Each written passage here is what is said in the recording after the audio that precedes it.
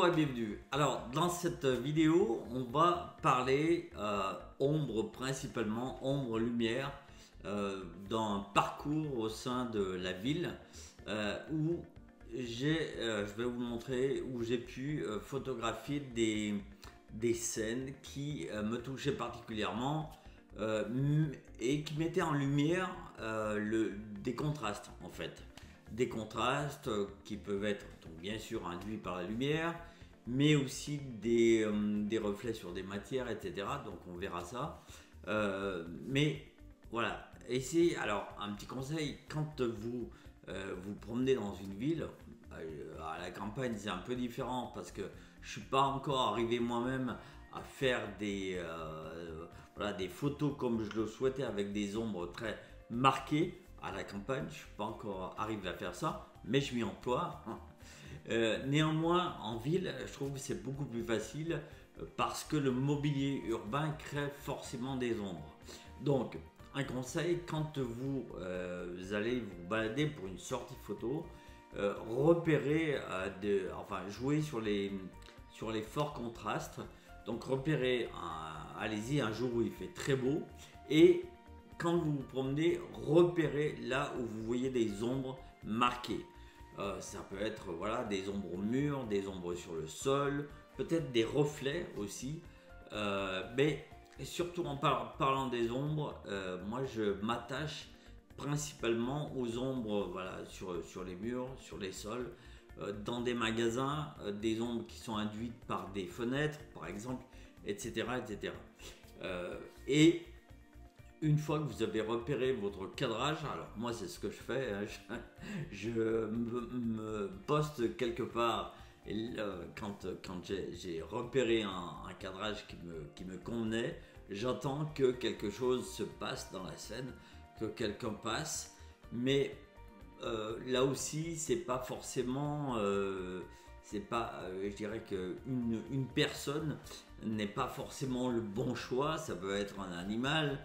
Ça peut être un cycliste, moi j'aime beaucoup les cyclistes, ça peut être une partie d'un vélo par exemple, on verra ça dans une de mes photos, etc., etc. Donc ce qui est important encore une fois, c'est de trouver quelque chose qui vous touche. À partir du moment où vous sentez dans votre viseur ou sur votre cadran que la photo elle est équilibrée, et bien à ce moment-là, vous pouvez y aller, vous pouvez déclencher. Moi, c'est vraiment comme ça que je fonctionne, je me balade. À un moment donné, je vois une scène qui me parle parce que, voilà, si on parle des ombres et des lumières, voilà, j'ai repéré des ombres voilà, que je souhaite travailler. Donc, je repère mon cadre et là, j'attends qu'il y ait quelque chose qui se passe.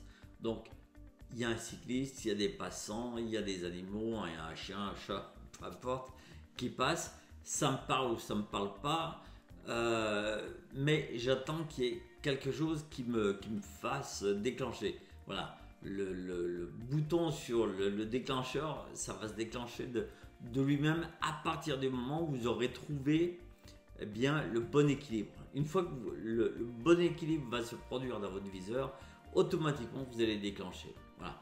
Ne vous imposez pas, ne vous dites pas ah bah tiens là faut qu'il y ait quelque chose qui arrive par la gauche, par la droite, voilà, non, voilà. Essayez de ressentir plutôt. Je pense que vraiment la photo c'est ça, c'est ressentir, essayez de ressentir le moment qui vous convient. Le moment qui fait que vous pensez que la photo est bonne. Voilà. Ce qui compte avant tout, c'est ce que vous pensez vous-même, parce que c'est ça qui va définir votre style. Voilà. Donc, une fois que vous avez repéré un cadre qui vous convient, les photos vont se faire naturellement. Et puis, vous allez repartir, voilà, vous allez cheminer encore un petit moment. Et puis parfois, moi ça m'arrive assez fréquemment, parfois voilà, il n'y a rien qui nous parle de plus. À ce moment-là, on rentre et puis la session est terminée. Ou alors, voilà, vous allez déclencher à plusieurs moments parce qu'il y a plusieurs scènes qui vous parlent. Mais ça peut dépendre aussi de votre état intérieur. Peut-être qu'il y a des jours, voilà, c'est tout simplement pas le bon moment. Bon, dans ce cas-là, il ne faut pas forcer les choses parce que quand on force, on fait pas des bonnes, voilà, on fait pas du bon travail. Donc voilà, faut vraiment s'écouter en fait. Voilà. Donc là, je vais vous montrer une série de photos sur laquelle j'ai travaillé donc ombre, lumière, les lignes, parfois les matières, les ombres de personnes, etc. Donc on va voir tout ça dans cette vidéo. Voilà, alors comme je vous disais, donc laissez venir les choses, n'essayez pas de trop forcer, de toute façon, voilà, baladez-vous, soyez attentifs.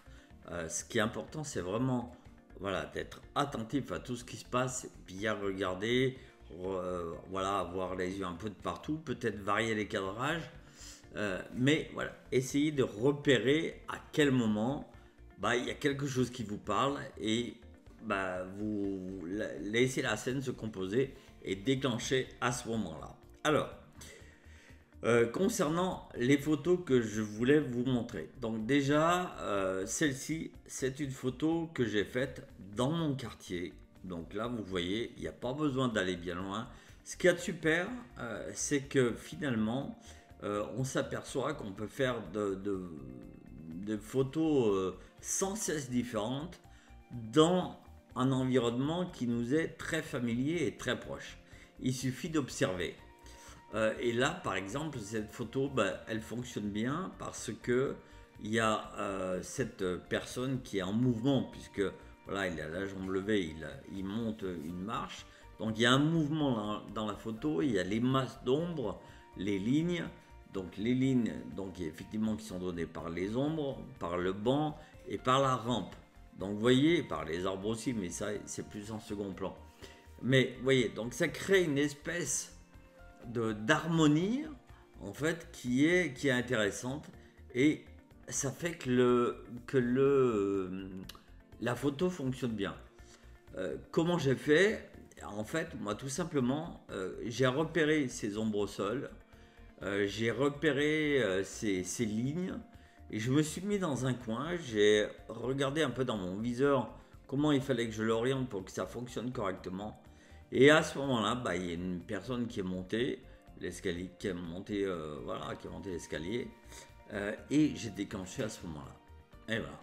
Et donc voilà, c'est pour ça que quand vous sentez les choses, bah, déclenchez au moment où vous sentez. Donc après, bien sûr, ce que j'ai fait, ce que je fais tout le temps, c'est conversion noir et blanc, et puis je retravaille mes noirs et blancs sur Lightroom. Voilà. Mais au départ, ce qui m'a fait déclencher, c'est vraiment cet aspect un peu... je travaille un peu, moi... je crois que le hasard est mon meilleur allié, en fait. Je crois que c'est le hasard qui fait qu'à un moment donné, je sens que les choses sont équilibrées, que ça fonctionne, et je déclenche. Voilà. Et en fait, vous, ce que je vous conseille, c'est de faire la même chose. Il n'y a pas besoin de, voilà, d'être un super costaud en technique. Ça, on s'en fiche un peu. Tout simplement, ce qu'il faut, c'est développer son regard. Et ça, tout le monde peut le faire. Donc, la deuxième photo, bah, c'est celle-ci. Donc là, vous voyez, j'ai travaillé avec les ombres. Et là, ça m'a paru vraiment très intéressant. Donc, je vais vous expliquer comment j'ai fait cette photo. Là encore une fois, rien de sorcier. C'est juste de l'observation que vous pouvez faire vraiment facilement. Donc, en fait, j'ai repéré au sol cette zone claire, voilà, entourée par ce halo sombre. Au départ, j'ai repéré que ça. Je me suis dit, tiens, ça c'est intéressant. Il y a quelque chose à faire, mais tout seul, ça voulait pas dire grand-chose. La photo, voilà, si on fait ça sans éléments, ça parle pas vraiment. Ça n'a pas vraiment de sens. Donc j'ai attendu, bah voilà, que des gens passent, bon, puis je trouvais pas quelque chose qui fonctionnait. Et à un moment donné, j'ai vu qu'il y avait une personne qui allait détacher son vélo parce que voilà, mettre son casque. Donc je me suis dit, bon, il va partir et il va forcément passer sur cette zone de lumière. Et quand il est passé sur cette zone de lumière, eh bien j'ai déclenché et ça donne ça et j'en suis très content. Donc vous voyez, là aussi, la méthode, elle est toujours la même. Vous repérez en fait quelque chose qui vous semble intéressant et vous attendez qu'il y ait quelque chose qui se passe, quelque chose de, voilà, qui vous parle et en fait qui correspondent vraiment à votre sensibilité. Hein, écoutez vraiment votre sensibilité, c'est vraiment ça qui est important. Et donc à partir de là, cette photo, on peut effectivement dire beaucoup de choses sur cette photo parce que voilà, il y a ce reflet au sol de cette personne qui est intéressant.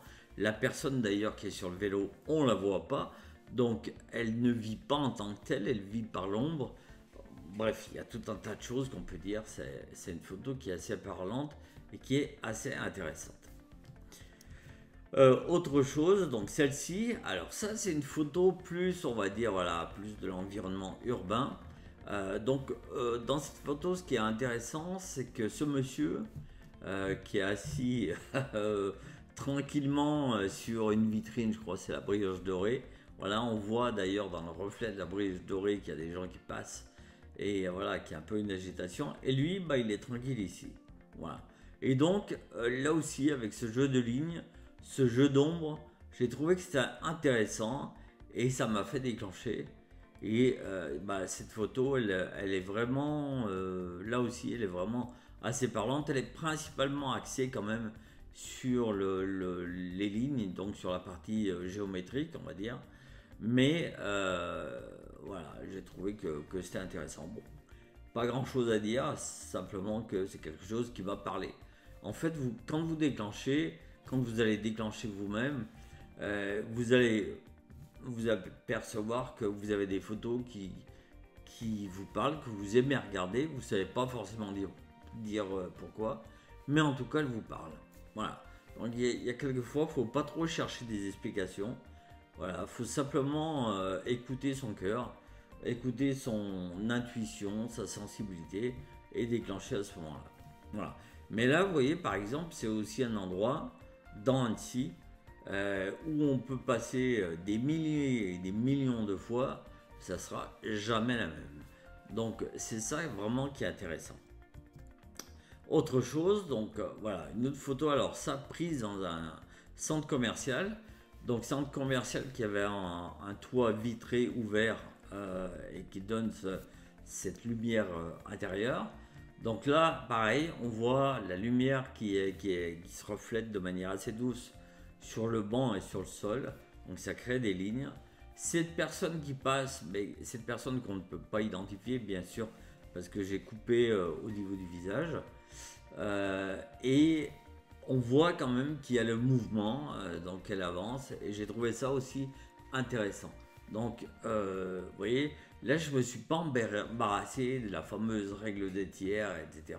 Alors, je reconnais que cette règle, elle peut être très intéressante parce qu'effectivement, elle décompose l'image en lignes et en points de force. Donc, je reconnais que c'est intéressant. Mais dans le cas là, il faut un peu être imaginatif pour trouver la composition, enfin, pour suivre les règles de la composition. Alors si on peut, vous voyez, on peut se dire, voilà, il y a une ligne qu'on peut...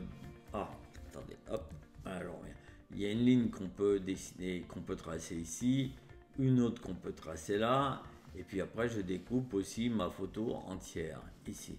Et donc, voilà, le point central, il sera à peu près par là, à cette zone-là, et effectivement, ça donne peut-être voilà, un point de force. Néanmoins, moi j'ai pris ça sans réfléchir aux histoires, à ces histoires de composition avec des règles des tiers très, très formelles. Je l'ai pris comme ça me semblait équilibré. Donc voilà. Voyez ça aussi, que vous semblez que les choses vous parlent le mieux.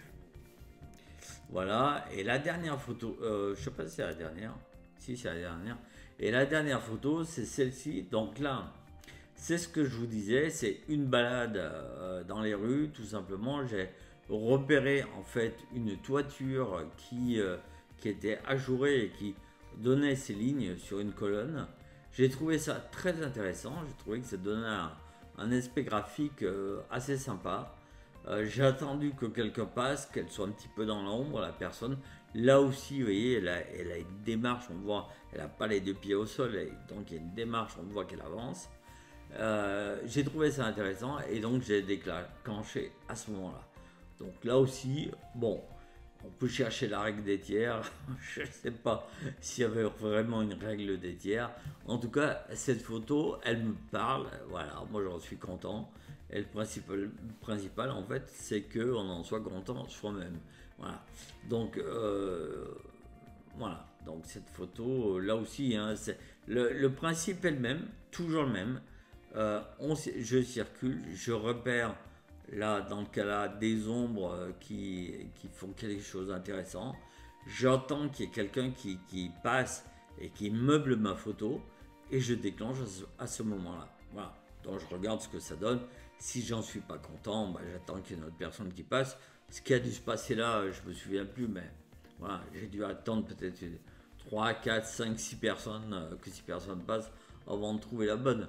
Mais bon, peu importe, voilà, l'important c'est que vous soyez content du résultat.